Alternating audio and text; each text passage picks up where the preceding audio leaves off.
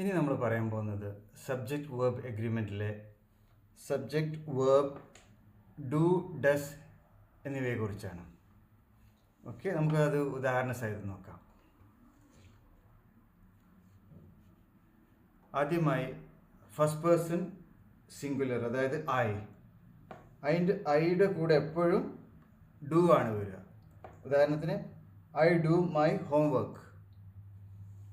ഇനി first person plural വീടിൻ്റെ കൂടെയും ഡു ആണ് വരിക.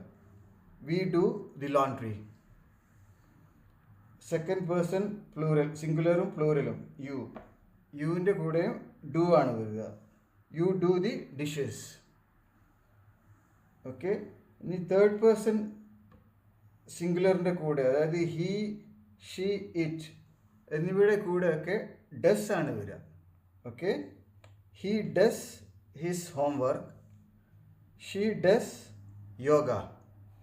ഓക്കെ, ഹി ഡു എന്ന് പറയരുത്, ഹി ഡസ് എന്നേ പറയരുത്. അതേപോലെ തന്നെ യു ഡസ് എന്ന് പറയരുത്, വി ഡസ് എന്ന് പറയരുത്.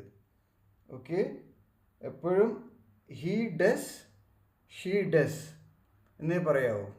ഓക്കെ, ഉദാഹരണത്തിന് ഞാൻ പറഞ്ഞു ഈ ഷീ ഡസ് യോഗ. ഇനി തേർഡ് പേഴ്സൺ പ്ലൂറലിൻ്റെ കൂടെയും ഡു ആണ് ഉപയോഗിക്കുക. ഉദാഹരണത്തിന് ദേ ഡു ദി ഡിഷസ്.